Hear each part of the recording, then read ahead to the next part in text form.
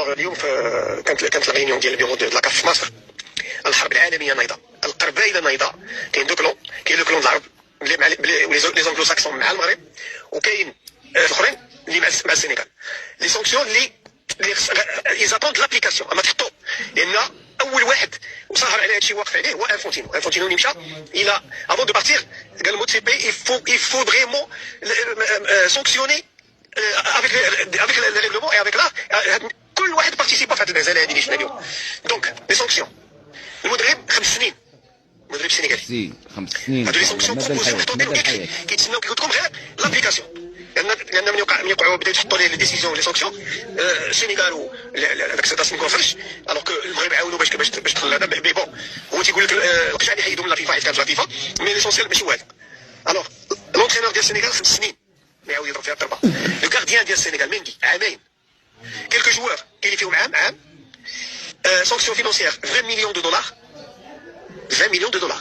ماتنون لي دو زوت سانكسيون اللي باقيين هما اللي علاش تبلوكا لو دوسي ما داش وغيكملوا حتى ان شاء الله. نتمنى الله يكمل بهذا الشيء هذا. الملك محمد السادس فرقع الرمانة وبين خيوط المؤامرة الخبيثة اللي دارت على المغرب فخ انسحاب السنغال. خسارة المغرب كاس افريقيا ما كانش هو الهدف الاول، في الوقت اللي كان خاص الافارقه يكونوا فرحانين بالانجازات المغربيه واحسن كاس افريقيا غدوز في التاريخ. قدرات الجزائر باش دير لهم غسيل دماغ وتحرشهم على المملكه المغربيه وتصنع من المغرب عدو الافارقه كيدير الكولسه، وباللي المغرب كيتحكم في افريقيا وكتمشي غير بالاوامر ديالو، وباللي المغرب كيستعرض العضلات ديالو بالتيرانات والبنيه التحتيه والتنظيم اللي ما تقدر ديرو حتى شي دوله افريقيه. وقدرات الجزائر تحرك مشاعر الحقد والكراهيه من الشعوب الافريقيه تجاه المغرب، والهدف الاول ديالها هو تعزل المغرب في افريقيا وتريب كاع داكشي اللي بناه الملك محمد السادس في السنوات الاخيره. صوره زوينه اللي بناها الملك محمد السادس عند الشعوب الافريقيه، صوره المغرب اللي ماد يدو الافريقيه وباغي يزيد بها لقدام. الدول الافريقيه اللي ولات كتشوف المغرب بحال المثل الاعلى ديالها، مثل في الاستقرار والتطور، مثل في بناء دوله قويه مستقره قادره باش تحكم راسها وتسير خيراتها. وهادشي علاش خرج الملك البارح باش يفرقع الرمانه وبين المغاربه ما يطيحوش في الفخ ديال الجزائر، وباللي جسور المحبه والعلاقات المتينه اللي بناها المغرب مع الشعوب الافريقيه مع عمرها غادي تبدلوا. المغرب مازال غيبارطاجي التجارب والخبرات ديالو مع دول افريقيا كامله باش تزيد لقدام، وباللي الملك محمد السادس فخور بكاس افريقيا اللي نظمنا في المملكه المغربيه، حيت هاد كاس افريقيا كانت هي الوجه ديالنا والمرايه ديالنا اللي كيشوفنا بها العالم كامل، وبينا فيها ان المغرب قادر باش ينظم احسن التظاهرات العالميه، وباللي المغرب خرج من الصوره النمطيه اللي كان كيشوفوا بها العالم كدوله من العالم الثالث، وقدرنا نبينوا اننا دوله كبيره في مصاف الدول الكبار. واش عمرك شتي الامريكان جايه تنقل تجربه التنظيم من المملكه المغربيه واستافد من الامن وانجاح تظاهره افريقيه كبيره؟ عشنا حتى شفنا بريطانيا وما ادرك ما بريطانيا جات المغرب باش تستافد من الخبره المغربيه في تنظيم كاس افريقيا. المغرب بين شويه من بزاف من داكشي اللي قادر يدير في كاس العالم 2030. المغرب دوز رساله ان كاس العالم اللي جايه في المغرب عام 2030 ما غاديش تكون بحال كاع كؤوس العالم اللي دازوا. نسخه كاس العالم 2030 اللي غتنظم في المغرب غتكون نسخه استثنائيه وغادي تكون احسن كاس العالم داز في التاريخ كامل. الخساره ديال كاس افريقيا في بلادنا اللي كنا كنتسناو اكثر من 50 عام غادي يكون فيها خير المملكه المغربيه كامله. اول حاجه هو زدنا عرينا الجزائر امام العالم كامل، وبينا اليوم حتى لين الجزائر كتحقد على المملكه المغربيه، وان السقوط ديال المغرب هو نجاح في الجزائر كامله. دوله الجزائر اللي نسات المشاكل الداخليه اللي عندها وانها قادره باش تخرج وتحتفل هي والشعب ديالها ودير داك النهار يوم عيد وطني. داك النهار اللي معمرو غادي يجي هو يوم سقوط المغرب. الكل مغربي فيق وعيق وما تجروش ورا الهضره ديال الجزائر الخبيثه اللي باغي تطيح المملكه المغربيه، وسيروا دائما وراء الاقتراحات والمخططات الملكيه. ملكنا قال لك الافارقه غادي يبقاو ديما خوتنا، وان المغرب والمغاربه غيبقاو مادين يديهم لافريقيا ديما، وان افريقيا خاصها تمد يديها للمغرب باش تستافد من التجارب والخبرات ديالو. المغرب اللي باغي الخير لافريقيا تقدم وتزيد لقدام، ماشي الصوره الخبيثه اللي كتحاول تسوق ليها الجزائر وتصنع من المغرب عدو الافارقه كاملين. ما توصلوش الخصوم المغرب داكشي اللي كانوا كيتسناو شحال هادي. خصوم المغرب اللي كيتسناونا نطيحوا في كل نهار كيحسبوها بالثانيه والدقيقه. المغرب غادي بسرعه التطور ديال تي جي في، وعقلوا مزيان ان المغرب في كاس العالم